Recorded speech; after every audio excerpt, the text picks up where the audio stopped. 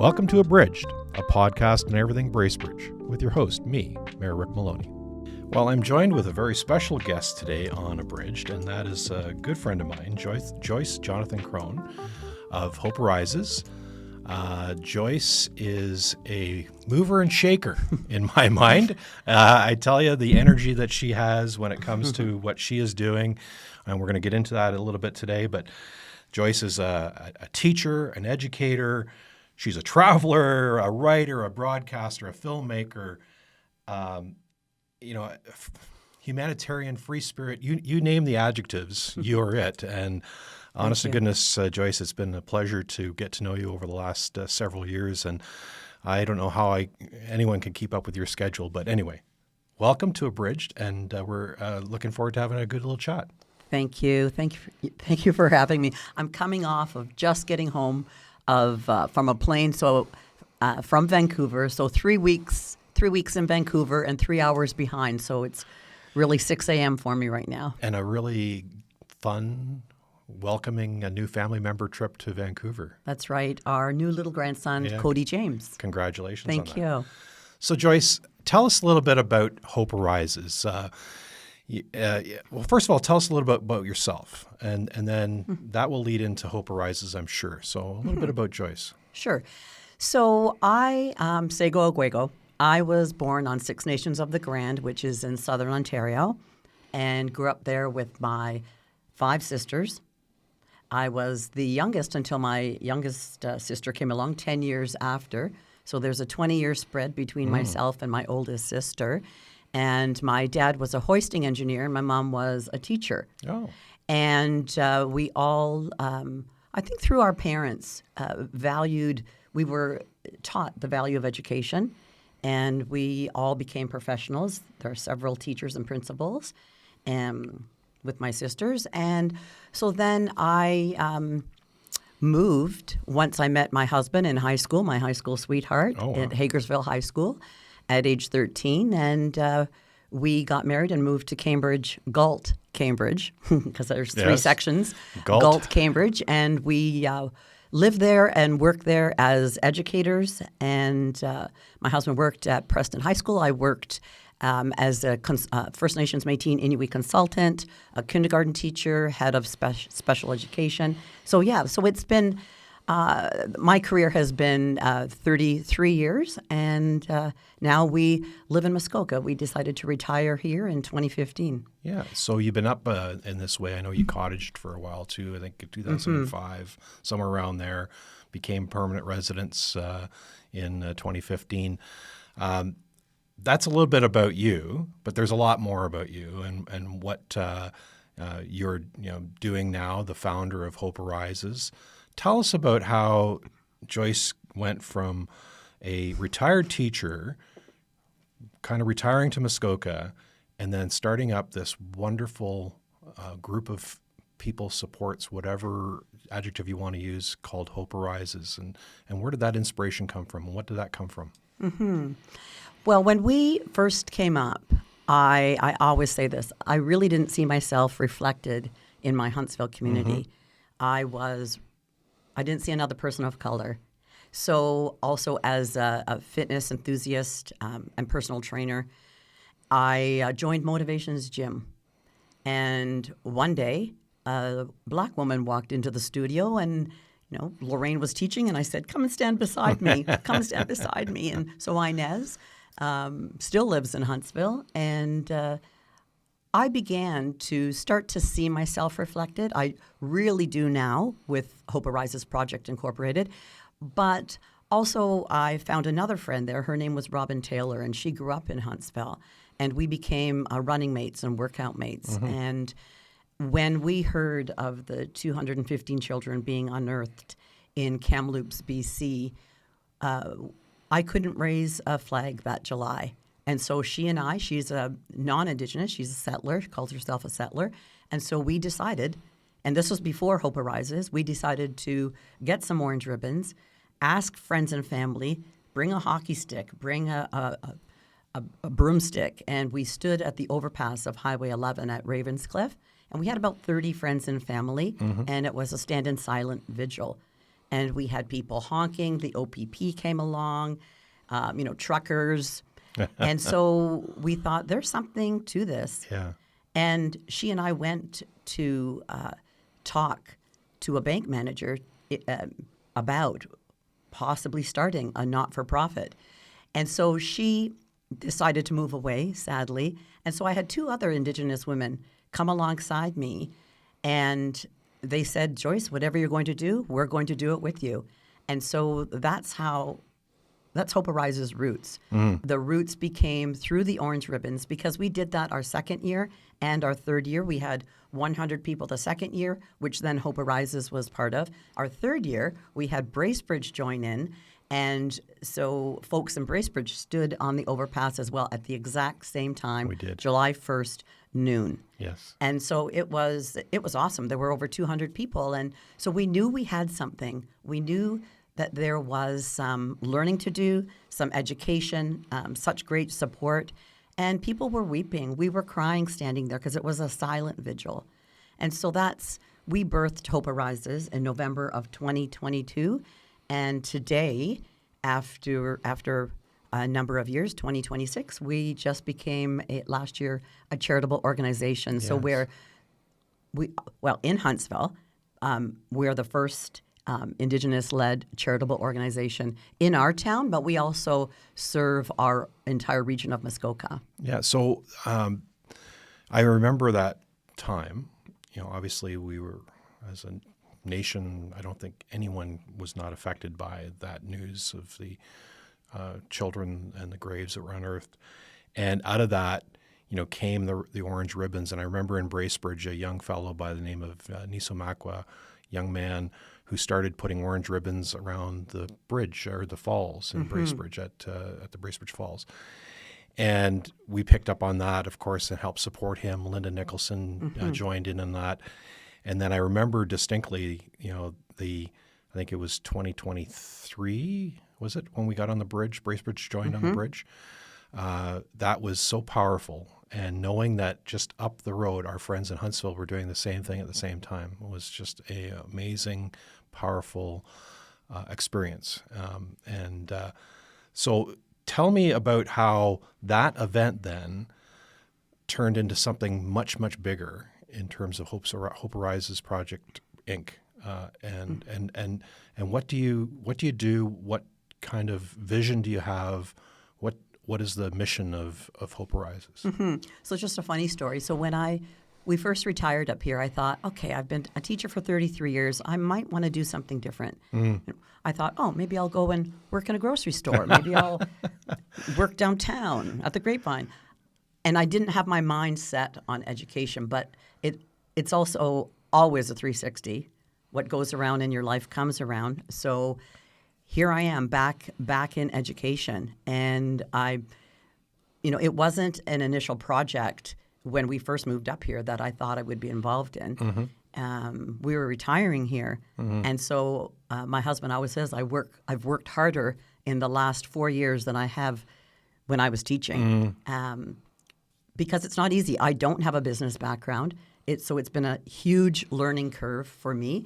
But I also feel that there's a need in our region. There's a need in Muskoka to help people understand, to help bridge the gap. And I feel that's where Hope Arises comes in. We create space for learning, for healing, for understanding. And we don't have all the answers because, we're leading toward truth and reconciliation. We're really still at the truth stage, I always say. And until all the children are unearthed or found and brought home, then we can get to the real truth of reconciliation. So we're on a journey. It's a good journey working with Indigenous and non-Indigenous. And as Indigenous people, that means First Nations, Métis, and Inuit, right? We don't want to forget the three groups that make up Indigenous people. That we are on a journey as well. We don't have all the answers, but we are working together. So that's where, for me, community is unity and unity is community. So, doing something like this, Mayor Maloney, is important. It's important for people to understand. It's important for learning to take place because it's not just historical. everyone says, oh, it all happened in the past, and the children died, and it's about it's not about treaties anymore, and why do First Nations people get tax free? And that's not the truth. Yeah. So it's understanding what are the truths, the underlying truths, and then moving forward together, hand in hand as community. So I know your main question, because I'm a talker, was what are some of the things we're doing? And so we have ongoing initiatives, and then we also have our 2026. Which ones would you like to hear first? Well, I think that, kind of those fundamental kind of initiatives that you have going are kind of the foundation for what 2026 will bring. So tell us a little bit about some of those foundational things that Hope Arises is doing. Mm-hmm.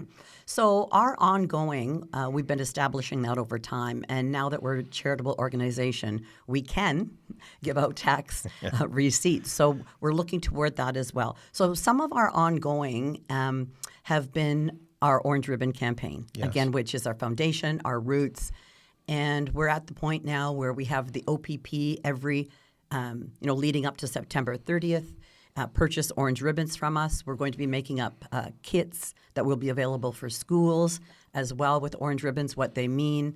Our orange ribbons have gone across Canada and internationally as well, so that they are our core. So that's one activity or initiative. Another one is cultural competency, transformative education that we offer, and that is through, it's part of the calls to action. Through the TRC, the Truth and Reconciliation Commission of Canada. And so we offer cultural competency in small group forums, and it's not online, it's live in small groups. So we've worked with Enliven Cancer Care Board, we've worked with the Town Council of Huntsville, and a number of different organizations. I've been on to Christian Island, worked with 30 paramedics there on a 2-day cultural competency. And so it's it's an important aspect of who we are. So we offer that, and we design specific competency education packages for the people we are working with. And we also have, which would be lovely. I would love this one to come to every little town. I think we're the only ones doing it right now, but I would love it. So we started it in our first year. And so every month of June, every month of September, we had an artist from Six Nations of the Grand create the gifts of the 7 grandfather flags, which are the 7 values of the Anishinaabe people and the animals that go along with those values. And so those are hung twice a year in our town. And again, I would love that to expand to other towns across this country and our region. We also have, I do presentations. I'm a motivational speaker, do presentations on an ongoing basis. Example with the Legion, with Probus, also community living, just part of the calls to action. It is a workshop. So I can design, again, workshops based on what the audience is looking for, whether that's about the medicine wheel, whether it's just a talking circle, getting to know each other, bringing in Indigenous and non-Indigenous people. It really is what is the organization looking for, and how can we work closer with organizations, again, through the Truth and Reconciliation Commission and the calls to action. So those are some of, and we also have, which has been in Huntsville and at the town office of Bracebridge, our Sacred Strength ribbon skirt exhibition. It's a gallery level exhibition of 20 skirts that were made. I call it an expression of reconciliation by 20 students who were from countries around the world, who some of the girls wore hijabs, so they knew the value of what it means to create, what it means to hold space for others. And so they were creating ribbon skirts, which again, they each wrote a story about it. And my hope is that gallery level exhibition would travel across Canada, again, as an education piece. Just on the ribbon skirts, yes. We did have them at the town of Hall in Bracebridge. And also I think Muskoka Arts and Crafts did an exhibit Yes. space, or gave some exhibit space for the display of the skirts. Tell us what is the cultural significance of a ribbon skirt? Well, they date back to pre-colonization. So originally, our women wore ribbon skirts that were floor length, that would touch the earth. And just as an example, I didn't grow up traditional, even though I grew up on a res. So I wore my first ribbon skirt probably about 8 years ago. I borrowed it from my sister, and I did not feel comfortable in it. And it wasn't familiar to me because I didn't grow up traditional. So I ended up making my own a number of years ago, and really, Mayor Rick, it is part of our armor, who we are. So it's like a warrior. So you put it on; it's protection. It originates actually again pre-colonial. So our ribbon skirts were more like sackcloth or made of a deer skin, and they weren't decorative. And when the Europeans came with colonization, then trading began. So then the fancy ribbons came with trade, the decals that get put on now, and then the ribbon skirt. Again, you can wear it floor length still, traditional, or it can be a little bit shorter. So it has huge significance, very sacred, very honoring, and can non-Indigenous women wear a ribbon skirt or make one? Yes, certainly. But it's, again, getting the teachings, understanding the sacredness and the responsibility that it comes with wearing a ribbon skirt. Yeah. Let's talk about something that is absolutely phenomenal. And I mentioned in the intro that you're a filmmaker. You have an award-winning short documentary, Red Girl Rising. And it has, as I said, won an award. I think it's the Red Native Film Festival Award. It's the Red Nation International Film Festival sorry. Best Short Documentary. Yes. My apologies on It's getting okay. that wrong. No worries. It's all good. I was trying to think of what it was, and I had the letters all in my head, There you but go. not the actual words. And that was something that you received, an award you received. Was it last year or the year before? It was last year. Last year. Red Girl Rising went into the film festival circuit. Yes. And so I'm not one of the 3 Indigenous filmmakers. I am the subject of Red Girl Rising, which was filmed in Huntsville on September 30th, a couple of years ago. And so it was entered. I mean, I learned a lot, right? As the subject of a film, the filmmakers have to enter into film festivals. So it was accepted. And it was Red Nation is the largest Indigenous film festival in the world. And when I say Indigenous, there were filmmakers there from Brazil, from the Amazon, from Haiti, like around the world they accept films. And so we had, I believe, 43 in our short category. 6 were nominated. It was in L.A., great experience, and we were called up. We won. It was amazing, and I was at the gala where we were able to see the short video, which the gala was absolutely stunning, and it's something you. that will remain with me for a long time in terms of that experience. But the production of that and the story that it told in its short, 10 minutes is it? 12 minutes. 12 minutes long was remarkable. And so you've had screenings of that. Is that I think everyone should see that. And it just shows the energy that you have, which is amazing energy, but also, the kind of spiritual movement of that whole 10 or 12 minutes where you're totally engaged and engrossed in that, and your story is told just wonderfully. And so is there a way that folks can see that documentary? Well, and just to give a little bit of info, I always wondered, how do they film something like the Titanic if it took us 3 days, full-on days, for a 12-minute doc? So they had to, the filmmakers, it's through Hot Docs Canada.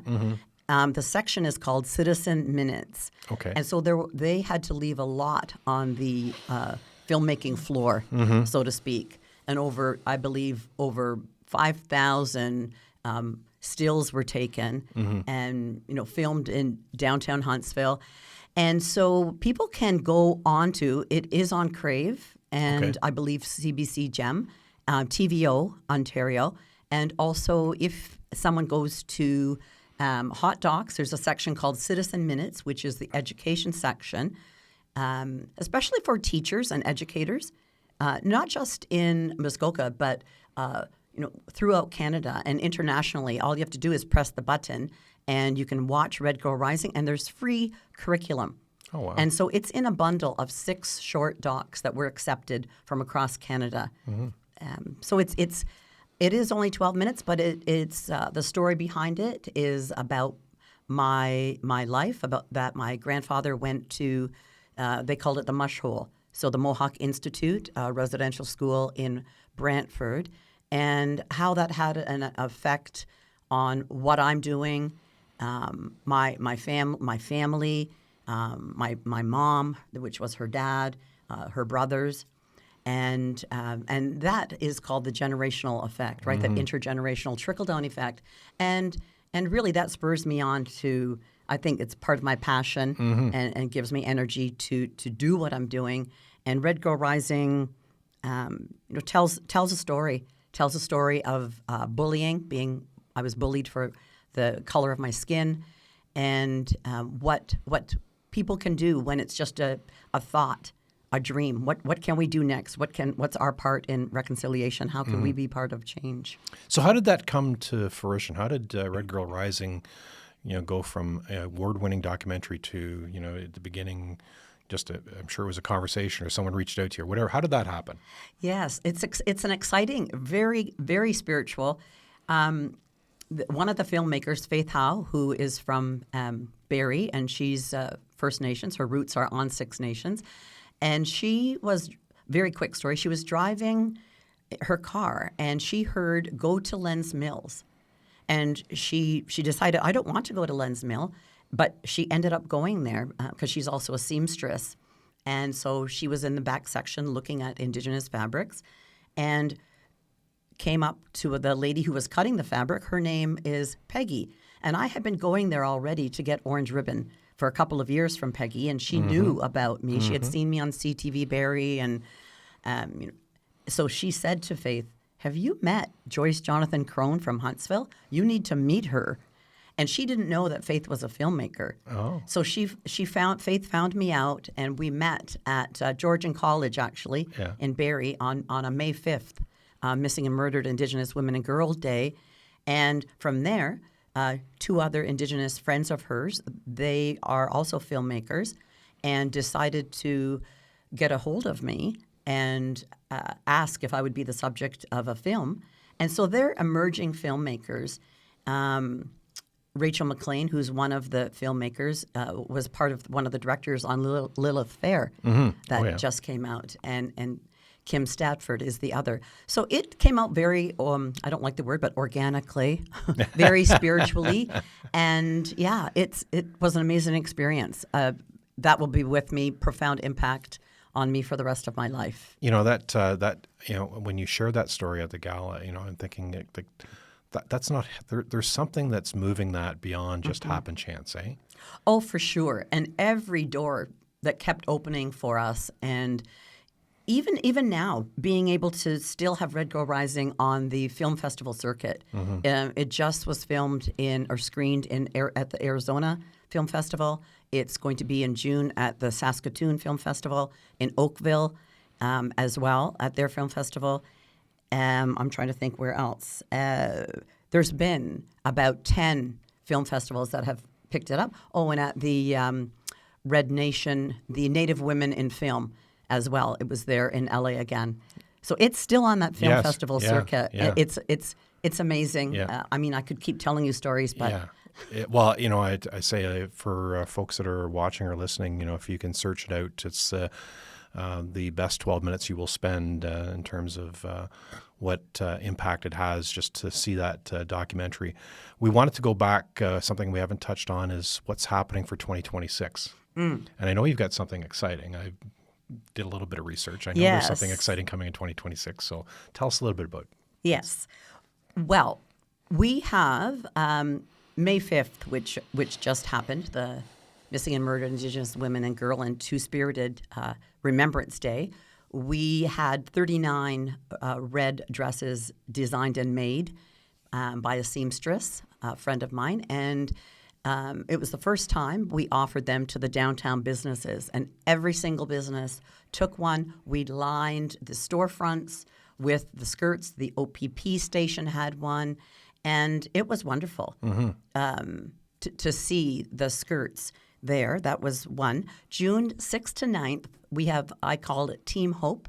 We're traveling to Brunswick House First Nation, which is in Chapleau, Ontario, to a small, very, very small First Nations res to support their res and also to support their school community. We're taking we created a story called the Emily Redbreast Story, which is hopefully going to be published. We also have written curriculum for that.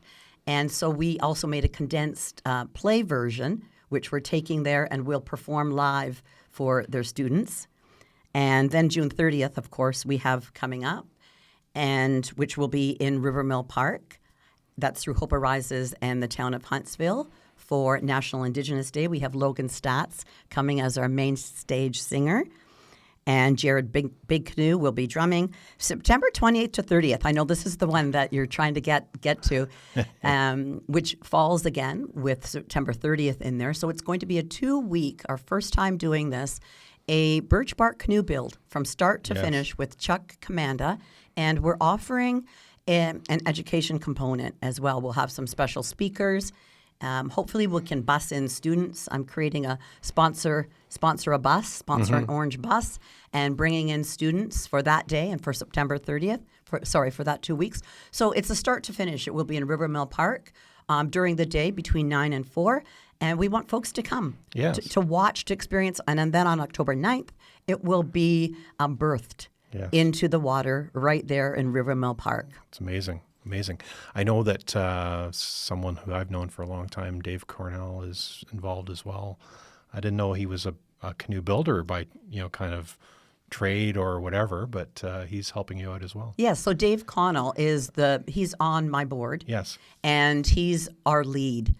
And so it's nice for me to be able to step back and not have to be the lead. So he's creating a team. So if anyone out there is interested to be a volunteer over that 2-week period, contact info@hopearises.ca to get more information, or hopearises.ca is our website, just to get more information about volunteering in general throughout the year, or specifically for this activity, because we want to involve, it's not just a Huntsville, it's Muskoka. Yes. So we want to bring people in, bring people from out of town, and we also have Explorers Edge as our community partner with some funding. Yes. It never ceases to amaze me on the energy you have, and there's not a time that you and I don't chat that you're telling me about the next project. And so where do you see Hope Arises in 5, 10, 15 years? What is the kind of long-term, short-term kind of plan? Mm-hmm. Well, right now I can't believe we're in our 4th year and our 2nd year of being a charitable organization. My husband would say, just got back from Vancouver, let's move out there. But long-term plan, I always create short-term and long-term. And I really know in the long term that we'll continue to exist. We'll continue to expand. We'll continue to be serving our Muskoka community. But again, we need boots on the ground. We're a small little charity, and we need support. We need volunteers. Right now we're looking for a treasurer because as a board, people come and go. Yeah, they do. And I'm really learning as the founder about that, about what does it take? What is the stamina that's involved? And I can't do it by myself, and I know that. And so we need boots on the ground. I foresee that we will just continue to expand. We will have people understand and come alongside us. And I would love to see Hope Arises expand and be a role model to other communities, to other communities in other provinces. And I just see it, again, as community is unity and unity is community. And that's what we're all about, that education piece and helping my own people understand and learn and come alongside and feel, again, that we can see ourselves reflected in our communities. And then to have non-Indigenous people come alongside to say, oh, I've had that question, Mayor Rick, what's my role? What can I do as a non-Indigenous person? I've had women weeping after seeing Red Girl Rising. What can I do? And so it's starting a movement. And what does that movement look like in your community? What are the needs of the Indigenous people, First Nations, Métis, and Inuit? Because we're out there. We just stay in the weeds until we feel safe and trusting and in relationship. You know, you kind of twigged on a couple of things, and we're getting close to the end of our time. If someone in the short time we've had our conversation today wants to, learn more, you do have a website presence. How would you find that? Yes, so it's hopearises.ca. Yeah. And then you'll see our team. We have Jan Beaver, who is our elder who supports, our Nokomis who supports Hope Arises. You'll see we have a youth ambassador. We have a child ambassador as well. So going to our website is probably the best spot. We are in transition right now because we will be updating our website in the next couple of months and also updating our strategic plan. And so that's all unfolding. Or contact info@Hope Arises, and I will respond to you. I get those messages. And whether you're trying to get information, whether you just want to learn a little bit more, whether you want a speaker series, whatever it would be, we're here to serve our community. Well, Joyce, as always, every time I'm with you, I leave our conversation more inspired, and that's no different in the 30 minutes or so we've had this morning. Thank you for coming in. Thank you for sharing what you're doing and the exciting work that Hope Arises is doing. And we look forward to seeing more Hope Arises as you expand and interested in expanding across Muskoka. Thanks for the time today. Well, thanks for having me. Nyawagoa. Miigwech. Appreciate it. That's a wrap on this episode of Abridged. Thanks to my guests for taking the time to join me today. This podcast was produced in the Dr. Ted Joe recording studio at the Colson Family Bracebridge Library. Thanks for listening. And be sure to join me on our next episode where we talk everything Bracebridge. This podcast was produced by North Star Networks, the guiding light for progressive media.